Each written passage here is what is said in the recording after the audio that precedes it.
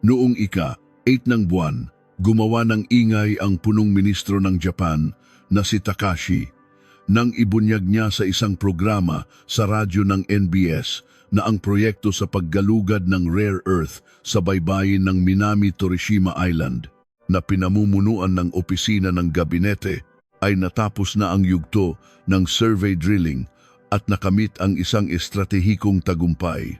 Sa isang pahayag na puno ng geopolitical na pahiwatig, binigyang diin niya, "Umaasa ako na ang Estados Unidos ay maaaring ganap na makilahok upang mapabilis ang pag-usad ng proyektong ito." Ang impormasyong ito ay hindi lamang isang siyentipikong tagumpay. Ito ay isang senyales na ang Tokyo ay nagbubukas ng isang bagong larangan sa pandaigdigang kompetisyon para sa mga yaman. Ang pagbabarena sa lalim na 6,000 metro sa ilalim ng sahig ng karagatan upang maabot ang putik na naglalaman ng rare earth ay isang sukdulang hamon sa teknolohiya na nangangailangan ng kakayahang magdisenyo ng kagamitan na kayang tiisin ang napakalaking presyon at napakalaking gastos. Kung magiging matagumpay ang pagmimina, hindi lamang mababawasan ng Japan ang pag-asa nito sa mga supply mula sa labas, kundi makakalikha rin ito ng estratehikong kalamangan sa high-tech na supply chain mula sa produksyon ng baterya, dekuryenteng motor, hanggang sa industriyang depensa. Ngunit bakit hayagang inimbitahan ng Tokyo ang Washington na sumali? Ang sagot ay nasa laki at katangian ng proyekto. Ang pagmimina sa ganoong kalalim ay hindi lamang isang isyung pang-ekonomiya, kundi isang estratehikong usapin sa seguridad. Ang Estados Unidos ay nagtataglay ng teknolohiya sa deep sea mining, potensyal sa pananalapi at lalo na isang magkatulad na interes sa muling pagsasaayos ng pandaigdigang supply chain ng rare earth. Ang pakikilahok ng Washington ay makakatulong na pabilisin ang pag-usad habang nagpapadala ng malinaw na mensahe na ang alyansang US-Japan ay lumalawak na rin sa larangan ng digmaan sa ilalim ng dagat. Dalawang malaking tanong ang lumabas ngayon. Paano babaguhin ng pag-abot ng Japan sa rare earth mud sa lalim na 6,000 metro ang balanse ng yaman sa buong mundo? At gagawin ba ng pakikilahok ng Estados Unidos ang proyektong ito na isang bagong haligi sa estratehiya ng alyansang teknolohikal militar? Ang mga susunod na kaganapan ay maaaring muling hubugin ang laro sa rare earth sa susunod na dekada. Ang himala ng pagmimina ng rare earth mud sa lalim na 6,000 metro sa ilalim ng dagat. Sa gitna ng karagatang Pasipiko, sa isang liblib na pinakadulong silangang punto na tinatawag na Minami Torishima, isang operasyong hindi pa nagagawa ang isinasagawa hindi pa itaas sa kalangitan, kundi pababa sa kailaliman ng 6,000 metro sa ilalim ng dagat. Ito ay hindi isang paglalakbay upang sakupin ang kalawakan, kundi isang pagsalakay sa pinakamadilim na bahagi ng karagatan kung saan ang liwanag ng araw ay tuluyang nawawala at ang kadiliman ay nagiging walang hanggan. Sa lalim na ito, ang presyon ay umaabot sa halos 600 kilogram bawat sentimetro kuwadrado o humigit kumulang 600 beses na mas malakas kaysa sa ibabaw ng lupa. Ang bilang na iyon ay napakalaki na kung ilalarawan para itong pagpapatong ng isang heavy tank sa dulo ng daliri o isang elepante na nakatayo sa isang espasyong kasinlaki lamang ng isang selyo. Sa ilalim ng ganoong presyon, kahit ang ordinaryong bakal ay maaaring madurog sa isang iglap. Ito mismo ang kapaligiran kung saan sinusubok ng Japan ang kanilang teknolohiya. Ngunit sa ilalim ng tila walang halagang kayumangging putik na ito ay nagtatago ng isang estratehikong yaman na maaaring magbago sa balanse ng teknolohiya sa buong mundo. Yttrium, isang pangunahing elemento para sa mga LED screen. Dysprosium, isang kailangang sangkap sa mga motor ng dekuryenteng sasakyan. Terbium, isang mahalagang material para sa mga pinakamodernong sistema ng militar. Ang mga elementong ito ang bitamina ng industriya ng ika-21 siglo na nagtatakda ng lakas ng mga eroplano, radar, sensor at maraming iba pang high-tech na sistema. Ang pag-abot sa layer ng rare earth mud sa lalim na 6,000 metro ay hindi lamang isang siyentipikong tagumpay kundi isang estratehikong hakbang sa karera upang kontrolin ang pandaigdigang supply chain. Ang sahig ng dagat ngayon ay hindi na isang walang kabuluhang espasyo, kundi unti-unting nagiging isang bagong larangan ng kapangyarihang teknolohikal at pambansang seguridad. Upang maabot ang mahalagang rare earth mud na nasa ilalim ng karagatang Pasipiko, hindi maaaring gamitin ng mga inhinyerong Hapon ang anumang karaniwang kagamitan sa pagmimina. Sa halip, gumamit sila ng isang sistema na inihahalin tulad sa isang higanteng baligtad na ipu-ipo, isang komplikadong kombinasyon ng teknolohiya na gumagana sa isang prinsipyong ganap na kabaligtaran sa pagmimina sa lupa. Mula sa isang malaking industrial na barko sa ibabaw ng dagat, isang sistema ng mga tubo na gawa sa espesyal na haluang metal na may kakayahang makatiis sa matinding presyon at may mataas na flexibility ang ibinababa diretso sa sahig ng karagatan. Ang haba nito ay umaabot sa 6 na kilometro o mahigit 7 beses ang taas ng tore ng Burj Khalifa, ang pinakamataas na gusali sa mundo.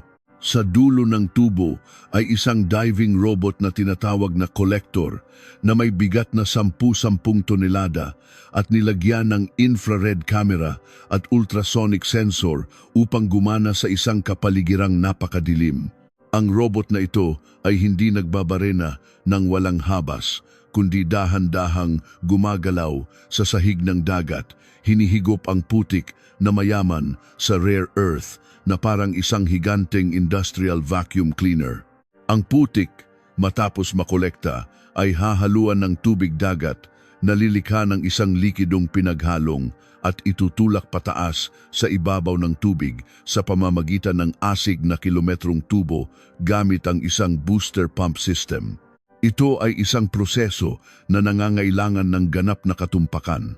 Dahil kahit isang maliit na depekto sa istruktura ay sapat na para gumuho ang buong sistema sa ilalim ng napakalaking presyon ng karagatan. Sa ibabaw ng dagat, ang mothership ay kailangang manatiling halos hindi gumagalaw sa gitna ng malalakas na alon. Salamat sa isang ultra-precise satellite positioning system na sinamahan ng dynamic positioning technology, patuloy na inaayos ng barko ang thrust nito upang labanan ang agos ng dagat. Tinitiyak na ang 6 na kilometrong tubo ay hindi malilihis o mababali. Sa ganitong kapaligiran, ang isang maliit na paglihis sa coordinates ay maaaring maging sanhi ng pagkawala ng bilyon-bilyong dolyar na halaga ng kagamitan sa ilalim ng dagat sa isang iglap. Nang unang maiangat ang putik sa deck ng barko sa gitna ng Pasipiko, hindi ito kumikinang tulad ng mahahalagang metal, walang metalikong kintab, hindi makulay, kundi isang bloke lamang ng madilim na kayumanggi, malabo at magaspang na putik. Ngunit para sa mga siyentipikong Hapon, iyan ang kulay ng kalayaan. Kalayaan mula sa pag-asa, sa mga supply mula sa labas, at kalayaan na kontrolin ang kapalaran ng pambansang teknolohiya sa isang panahon ng matinding kompetisyon. Ang tagumpay na ito ay hindi lamang isang panalo ng makinarya o deep-sea diving equipment. Ito ay isang simbolo ng diwa ng Monozukuri, ang sining ng paggawa at pagperpekto hanggang sa sukdulan. Upang maabot ang rare earth mud, kinailangan ng Japan na lampasan ang napakalaking presyon ng malalim na dagat, bumuo ng mga materyales na kayang tiisin ang pinakamatinding kapaligiran sa planeta. Kasabay nito, pinagkadalubhasaan nila ang teknolohiya ng tuloy-tuloy na pagsipsip mula sa lalim na 6 na kilometro, isang antas na hindi pa nagagawa sa kasaysayan ng komersyal na deep-sea mining. At higit sa lahat, ito ay ang pagnanais para sa pagsasarili na gawing isang estratehikong black gold mine ang isang malayong isla tulad ng Minami Torishima upang protektahan ang pambansang ekonomiya. Ayon sa mga pagtatantya, ang reserba ng rare earth sa paligid ng islang ito ay lumampas sa 11 milyong tonelada. Ang dami ng yttrium ay sapat na upang matugunan ang pandaigdigang pangangailangan sa loob ng humigit kumulang 780 taon. Ang dysprosium, isang pangunahing material para sa mga magnet ng dekuryenteng sasakyan, ay maaaring matiyak ang supply sa loob ng 730 taon, batay sa kasalukuyang pagkonsumo. Ang mga numerong ito ay hindi lamang may kahulugang pang-ekonomiya, kundi isang napakalakas na geopolitical leverage sa kompetisyon sa teknolohiya. Sa kontekstong ito, ang pagtulak ni Punong Ministro Shigeru Ishiba para sa kooperasyon sa Estados Unidos matapos ang summit meeting kasama ang Pangulo ng US noong Oktubre 2025 ay hindi isang nagkataong hakbang. Ito ay isang estratehiya ng pag-uugnay ng teknolohiya at seguridad upang pabilisin ang pagmimina habang pinapalakas ang alyansa sa pandaigdigang supply chain ng rare earth. Naunawaan ng Tokyo na upang gawing tunay na kapangyarihan ang potensyal, kailangan ng teknolohiya, pananalapi, at isang sapat na matatag na istruktura ng alyansa upang protektahan ang tagumpay na ito laban sa anumang geopolitical na pagbabago. Ang pangunahing dahilan kung bakit kailangang makipagtulungan ng Japan sa US sa ambisyosong proyektong ito. Ang pakikipagtulungan sa pagitan ng Tokyo at Washington sa proyekto ng pagmimina ng rare earth mud sa Minami-Torishima ay hindi lamang isang ekonomikong kooperasyon, kundi isang estratehikong hakbang upang muling hubugin ang balanse ng kapangyarihan sa pandaigdigang yaman. Sa loob ng maraming taon, kontrolado ng China ang humigit kumulang 70% ng produksyon sa pagmimina at hanggang 90% ng kapasidad sa pagpapadalisay ng rare earth sa mundo. Nangangahulugan ito na anumang geopolitical na pagbabago ay maaaring magpayanig sa pandaigdigang supply chain. Ang aral noong 2010 nang limitahan ng Beijing ang pag-export ng rare earth sa Japan ay nananatiling isang mahalagang babala para sa parehong Tokyo at Washington. Dahil dito, ang kooperasyong US-Japan ay naglalayong bumuo ng isang independenteng ekosistema para sa pagmimina at pagproseso ng rare earth na binubuo lamang ng mga bansang itinuturing na mapagkakatiwalaang kasosyo. Gayunpaman, ang Minami-Torishima ay hindi isang minahan sa lupa na madaling maabot. Ang mga layer ng putik na naglalaman ng rare earth ay nasa lalim na higit sa 6,000 metro kung saan ang presyon at malupit na kapaligiran ay nagdudulot ng sukdulang hamon sa teknolohiya at kaligtasan. Ang Estados Unidos ay may kalamangan sa ocean exploration at deep-sea diving robots, habang ang Japan ay nangunguna sa teknolohiya ng tuloy-tuloy na pagsipsip ng putik mula sa sahig ng dagat. Ang kombinasyong ito ay lumilikha ng isang teknikal na pundasyon na maaaring gawing katotohanan ang isang proyektong tila imposible. Ang problema ay hindi lamang nasa teknolohiya kundi pati na rin sa gastos. Ang pagmimina sa ganitong kalalim ay nangangailangan ng napakalaking pondo. Sa ilalim ng kasunduan noong Oktubre 2025, inaasahang magpapakilos ang dalawang bansa ng parehong pampubliko at pribadong yaman sa pamamagitan ng mga mekanismo ng pautang, garantiya at insurance upang paghatian ang pasanin sa pananalapi. Ngunit ang pagmimina ay simula pa lamang. Ang mas malaking hamon ay ang paghihiwalay ng rare earth mula sa putik at pagpapadalisay nito upang maging dekalidad na pang-industriyang material. Ang Estados Unidos ay may kalamangan sa larangan ng metalurhiya at komplikadong pagproseso ng kemikal, habang ang Japan, kasama ang kasosyo nito, ay naglalayong bumuo ng isang kumpletong production chain mula sa permanent magnets at baterya hanggang sa mga optical component sa loob mismo ng alyansa. Bukod sa mga salik na pang-ekonomiya, mayroon ding mas malalim na estratehikong kahulugan. Ang Minami Torishima ay nasa loob ng exclusive economic zone ng Japan. Ngunit ang liblib nitong lokasyon sa gitna ng Pasipiko ay ginagawa itong madaling target para sa pagsubaybay ng mga dayuhang survey vessel. Ang pakikilahok ng Estados Unidos ay hindi lamang nagdaragdag ng teknikal na kakayahan, kundi lumilikha rin ng isang geopolitical na pananggalang na nagpapatibay sa lehitimong karapatan ng Tokyo na magmina at nagpapadala ng isang mensahe ng pagpigil laban sa anumang panlabas na presyon. Ito ay hindi lamang isang proyekto sa yaman, kundi isang pangmatagalang hakbang upang protektahan ang seguridad ng ekonomiya at ang estratehikong posisyon ng alyansang US-Japan sa mga darating na dekada. Hindi lamang nais ng Tokyo at Washington na magmina ng rare earth, kundi nais din nilang muling hubugin ang mga pandaigdigang pamantayan sa pagmimina. Ang binibigyang diin na layunin ay ang pagbuo ng isang mas malinis na proseso ng pagmimina na binabawasan ang radioactive waste kumpara sa maraming modelo ng pagmimina sa lupa. Sa gayon ay lumilikha ng isang kalamangan sa etika ng negosyo at mga pamantayan sa kapaligiran sa pandaigdigang supply chain. Ito ay hindi lamang isang kwento ng teknolohiya, kundi isang kompetisyon sa pagiging lehitimo. Sa kasalukuyan, kontrolado ng China ang humigit kumulang 70% ng produksyon sa pagmimina, 90% ng kapasidad sa pagpapadalisay, at halos 94% ng pandaigdigang market share ng permanent magnets. Sa ganitong posisyon, ang rare earth ay naging isang kasangkapan upang mag-pressure sa mga negosasyong pangkalakalan. Noong 2010, matapos ang insidente ng banggaan ng barko malapit sa Senkaku Islands, nilimitahan ng Beijing ang pag-export ng rare earth sa Japan, na lumikha ng isang malaking pagkabigla sa industriya ng Tokyo.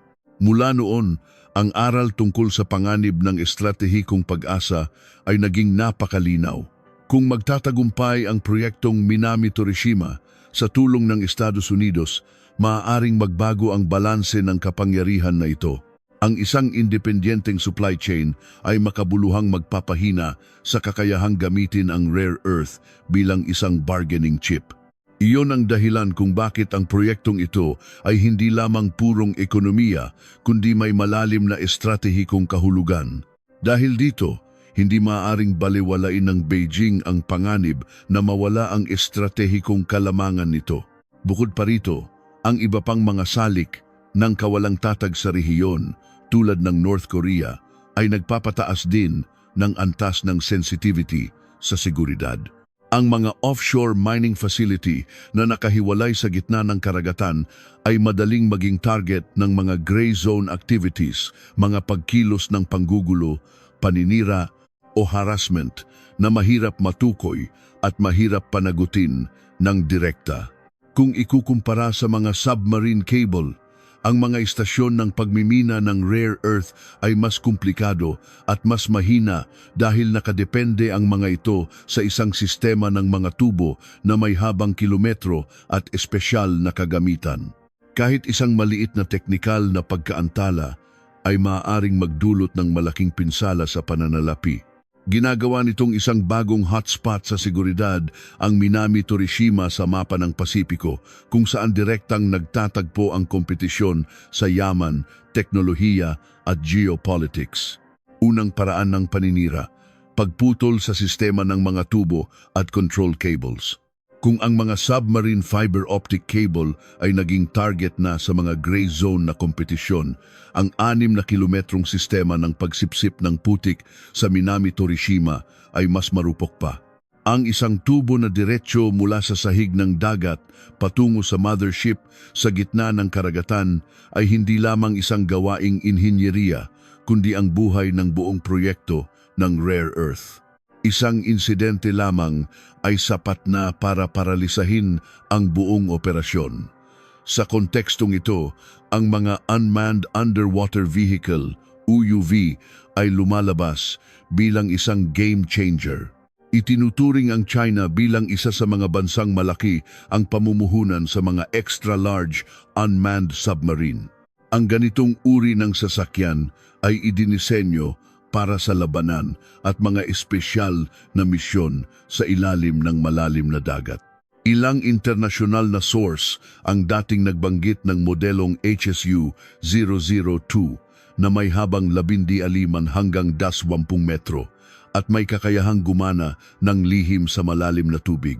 Kung ang mga ganitong platform ay talagang ide-deploy, maaari nilang maabot ang deep sea infrastructure na napakahirap matukoy ng karaniwang sonar. Bukod pa rito, may mga ulat sa media tungkol sa pagbuo ng mga espesyal na kagamitan na kayang humawak ng mga cable o armored structures sa lalim na libu-libong metro. Bagamat ang pampublikong layunin ay maaaring para sa sibilyan, sa konteksto ng estratehikong kompetisyon, anumang teknolohiyang nauugnay sa deep sea infrastructure ay may dalawang gamit. Kasama nito ang mga uri ng smart mine na may kakayahang maghintay ng matagal sa ilalim ng dagat, isang salik na ginagawang mas komplikado ang kapaligiran ng seguridad sa ilalim ng tubig. Lahat ng mga salik na ito ay ginagawang hindi lamang isang proyekto sa pagmimina ng yaman ang Minami Torishima, kundi isang hotspot din ng seguridad sa ilalim ng dagat. Ang kompetisyon ay hindi hayagang nagaganap, walang deklarasyon ng digmaan, ngunit tahimik na umiikot sa kakayahang protektahan ang mahahalagang infrastruktura laban sa mga banta na mahirap matukoy. Sa lalim na 6,000 metro kung saan walang liwanag, isang bagong estratehikong larangan ang nabubuo. Ikalawang paraan ng paninira, cyber attack sa positioning system. Ang pagpapanatili sa isang barko na nakatigil sa maalong dagat upang sumipsip ng putik sa lalim na 6,000 metro ay nangangailangan ng napakatumpak na GPS positioning system. Isang cyber attack lamang na magpapalito sa coordinates ay maaaring maging sanhi ng pagkasira ng buong sistema ng mga tubo. Upang sumipsip ng putik sa lalim na 6,000 metro, ang barko ng Japan ay kailangang manatiling ganap na nakatigil sa isang coordinate. Maaaring gamitin ng China ang iba't ibang puwersa at paraan upang maglunsad ng pag-atake sa positioning system. Partikular, tulad ng sumusunod, Strategic Support Force. Ito ay isang unit na dalubhasa sa cyber at electronic warfare ng PLA. May kakayahan silang atakihin ang control system ng barko sa pamamagitan ng mga butas sa software, GPS jamming at spoofing. Nakumpleto na ng China ang kanilang Beidou satellite system at nagmamay-ari ng malalakas na electronic jamming stations. Maaari silang magpadala ng mga peking signal na magpapaniwala sa positioning system ng barkong Hapon na ito ay nasa maling lokasyon. Kung ang barko ay gagalaw lamang ng ilang metro habang ang tubo ay nakababa pa rin ng 6 na kilometro, ang buong sistema ng tubo ay mababali dahil sa matinding stress. Pag-atake sa mga communication satellite, bagamat gumagamit ang Japan ng Star Shield, sinubukan na ng China ang mga sandatang laser na nakabase sa lupa o mga killer satellites na may kakayahang bulagin ang mga sensor o guluhin ang daloy ng data ng kontrol sa pagitan ng barko at ng command center sa Tokyo. Ikatlong paraan ng paninira, paggamit ng mga peking fishing boat o mga research vessel bilang panakip.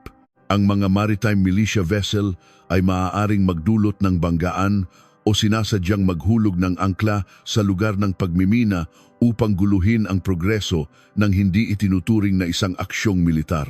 Ang maritime militia ng China sa ilalim ng pagkukunwaring mga fishing boat ay ang pinaka-epektibong kasangkapan sa panggugulo dahil mahirap itong tugunan ng militar at maaaring gamitin ng Beijing ang mga sumusunod na paraan, swarm tactics. Daan-daang steel-hulled fishing boat ang maaaring pumalibot sa lugar ng pagmimina. Hindi sila aatake, ngunit ang kanilang magulong paggalaw ay pipigil sa barkong Hapon na mag-deploy ng diving equipment o mga tubo dahil sa takot sa banggaan. Paninira gamit ang angkla. Ang mga fishing boat na ito ay maaaring sinasadyang maghulog ng napakabibigat na angkla o malalaking lambat sa lugar kung saan may mga nakabaong tubo, gamit ang dahilan ng maling pangingisda upang guluhin o sirain ang kagamitan sa ibabaw ng proyekto.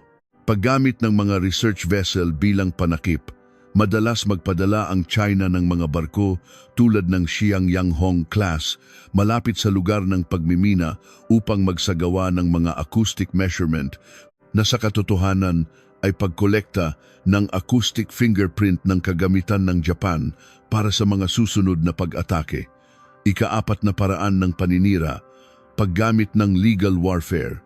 Bukod sa pisikal na paninira, maaaring gamitin ng mga kalabang bansa ang mga internasyonal na organisasyong pangkalikasan upang idemanda ang Japan sa pagsira sa deep sea ecosystem. Ito ay isang soft sabotage na paraan upang patigilin ang proyekto sa pamamagitan ng internasyonal na pressure. Sa kasalukuyan, ang mga organisasyong pangkalikasan at mga internasyonal na siyentipiko tulad ng Oceanographic, Greenpeace at mahigit 800 internasyonal na siyentipiko ay malakas na tumutol na nananawagan na pansamantalang itigil ang proyekto dahil sa mga dahilan tulad ng hindi maibabalik na pinsala sa ecosystem at kakulangan ng datos. Nakakatawa na ang Japan ay nagsasagawa pa lamang ng exploratory mining at ito ay ganap na nasa loob ng exclusive economic zone ng Japan. Nang ang China ay nagtambak ng lupa sa mga isla sa South China Sea na sumisira sa mga coral reef at marine ecosystem ng ibang mga bansa at sa mga internasyonal na katubigan, ang mga organisasyon tulad ng Oceanographic, Greenpeace, at mahigit at tinadaan siyentipiko ay malakas na nanawagan na itigil ang proyekto. Samantala, mula noong 2014, tinambakan ng China ang mga isla at bahura sa South China Sea sa mga pinag-aagawang katubigan kasama ang ibang bansa tulad ng Vietnam, Pilipinas at sa mga internasyonal na katubigan. Ngunit ang reaksyon ng mga organisasyong ito ay nakakagulat. Tinawag ng Greenpeace Philippines ang sitwasyon sa South China Sea na isang ecological tragedy dahil sa sobrang pangingisda, dynamite fishing sa mga korales, pag-ani ng mga endangered species tulad ng pawikan, higanteng taklobo at polusyon, at nanawagan para sa isang multilateral na mekanismo upang pigilan ang mga krimen sa kapaligiran at protektahan ito ayon sa UNCLOS. Gayunpaman, ang Greenpeace International ay nanahimik upang mapanatili ang kanilang operasyon sa China kung saan mayroon silang malaking programa sa climate change. Gayon din, ang WWF ay walang tiyak na panawagan na itigil ang reclamation na partikular na nakatutok sa China. Sila ay naging bahagi ng mga ulat tungkol sa pagkawala ng halos 25.09 kilometer quadrod ng korales dahil sa pagtatayo ng isla, nanawagan para sa kooperasyong panrehiyon upang protektahan ang mga palaisdaan at coral reef, ngunit umiwas sa politikal na alitan. Ang organisasyong ito ay inakusahan ng pagbibigay prioridad sa pag-akses sa China kaysa sa pagtutol. Ang Oceana, isang organisasyon para sa proteksyon ng karagatan, ay lumahok sa mga pangkalahatang ulat tungkol sa pinsala sa korales sa South China Sea, ngunit hindi partikular na tinukoy ang China. Ang mga eksperto mula sa Oceana ay nagsalita tungkol sa sama-samang kabiguan ng mga environmental group. Ang ibang mga oceanographic organization ay may mga pag-aaral at ulat tungkol sa pinsala, ngunit walang malakas na kampanya ng pagtutol. Ang Conservation International ay binatikos dahil sa kanilang pananahimik. Mula sa mga datos na ito, malinaw nating nakikita ang double standards ng mga internasyonal na organisasyong ito at ng mga taong nagtataglay ng titulong siyentipiko. Ang Minami-Torishima Island ay halos 1,900 kilometers ang layo mula sa Tokyo. Ang distansyang ito ay nagpapahirap sa mabilis na pagtugon. Ang deep sea mud suction system ay natatangi at napakamahal. Kung masira ang isang mahalagang bahagi, ang pagpapalit ay maaaring abutin ng buwan o kahit taon na magpaparalisa sa buong proyekto. Kaya, kung sinasadya ng China na gumamit ng iba't ibang paraan upang manabotahe sa kasalukuyang lakas militar ng Japan, hindi ito ganap na makakalaban. At upang matiyak ang tagumpay ng proyekto, kailangang garantisado ang mga kondisyon ng seguridad at kaligtasan, at ang Estados Unidos ang numero 1 bansa sa mundo sa militar, agham, teknolohiya at ekonomiya. Ang magiging tanging bansa na may kakayahang tiyakin ang kaligtasan ng proyektong ito. Ang estratehiya ng pagtugon ng US at Japan. Upang protektahan ang kayamanang ito, ang dalawang bansa ay nag-deploy at patuloy na nagde-deploy ng mga layer ng depensa, nagtatatag ng isang sistema ng depensang militar at pagsubaybay sa ilalim ng dagat. Ang Japan ay naglalagay ng mga hydroacoustic surveillance system sa paligid ng EEZ nito upang matukoy ang ingay ng mga dayuhang submarino o diving robot na lumalapit. Ang US Navy at ang Japan Maritime Self-Defense Force ay nagpapataas ng dalas ng mga pagsasanay sa lugar ng Ogasawara upang magsilbing panakot. Ang US at Japan ay gumagamit mismo ng mga autonomous diving robot upang magpatrolya sa paligid ng mga tubo ng pagsipsip ng putik 24 million. Nagdidisenyo sila ng mga modular mining unit na may kakayahang automatikong mag-disconnect at mabilis na bawiin kapag may natukoy na dayuhang bagay na pumapasok sa safety zone. Sa kabuuan, sa pamamagitan ng pag-imbita sa US na sumali, ginawa ng Japan ang isang proyektong pang-ekonomiya na isang pangako sa seguridad at depensa. Anumang kilos ng paninira sa ari-arian ng isang kumpanyang Amerikano-Hapon dito ay maaaring mag-trigger ng mga probisyon sa US-Japan Security Treaty.